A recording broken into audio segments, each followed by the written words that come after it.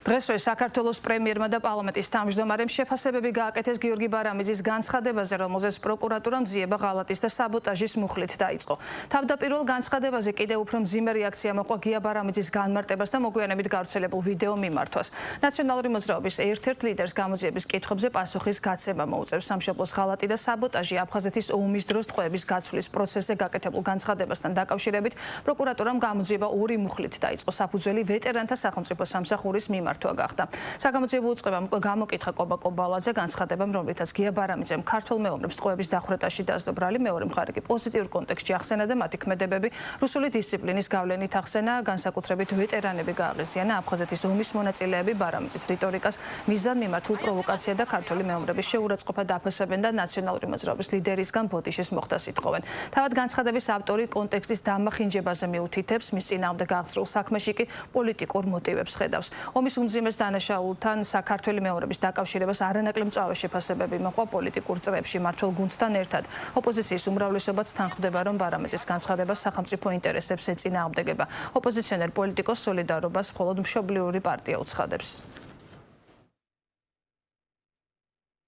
ჩვენ და სამწუხაროდ, როცა მე ვსაუბრობ ძალებმა, რომელიც ასეთი დანაშაული ჩაიდინეს ჩვენი სამშობლოს წინაშე და ეს ძალები დღეს კიდევ ბედავენ და სურვილი აქვთ, რომ საჯარო სივრცეში ისაუბრონ და თავი გაიმართლონ, რა თქმა უნდა ეს მიუღებელია და ჩვენ ყველაფერს გავაკეთებთ, ჩვენ ვაშენებთ სამართლიან სახელმწიფოს.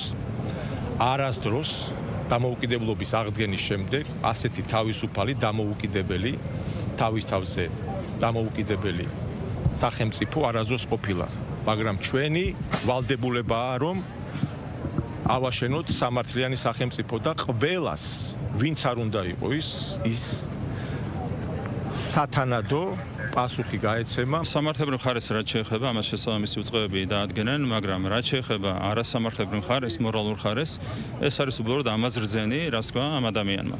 და მე სხვათა შორის ვერ ხედავ ამასთან დაკავშირებით ამ ტელევიზიების ვერ ხედავ შესაბამისი პოლიტიკოსების და NGO-ების და პარტიული აქტივის შესაბამის რეაქციებს. ხო, ამ სამარცხვინო განცხადებაზე არც ერთ მათგანს ამ კოლექტიურ ნაცმოძრაობას არავითარი რეაქცია არ ქონია.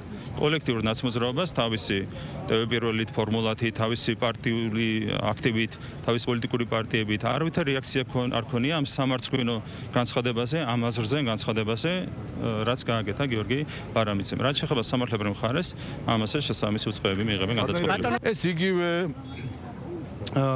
იგივე სულისკვეთება არის, რაც ზუსტად 2008 წლის ოქტომბრის პასეს რეზოლუციაში მხარდაჭერა იყო, როდესაც მაშინაც ქართულ ჯარს დააბრალეს სამხედრო ომის დანაშაულის ჩადენა, ნაციონალური მოძრაობის წარმომადგენლება 1633 რეზოლუციის მხარდაჭერით და ზუსტად ამ ხაზის გაგრძელება არის. დღეს არა მხოლოდ 2008 წლის ომის დროს ომის დანაშაულების დაბრალებას დასჯერდნენ. ახლა უკვე გადაწყვეტა ბარამიძის ხელით გადაწყვეტენ 90-იან წლებს და აფხაზეთის ომს და იქ დაიწყეს დაბრალება ომის დანაშაულების. ეს არის კიდევ ერთხელ, როდესაც არავინ არ ეკითხება არც ბარამიძეს, არც აი ამ აქტივისტურ პოლიტიკურ ჯგუფებს, არავინ არ ეკითხება რა სიტყვიან, როგორ იტყვიან. ეს ყველაფერი არის გამზადებული, შეფუთული მიზნით მათ, რა უნდა თქვან, როგორ უნდა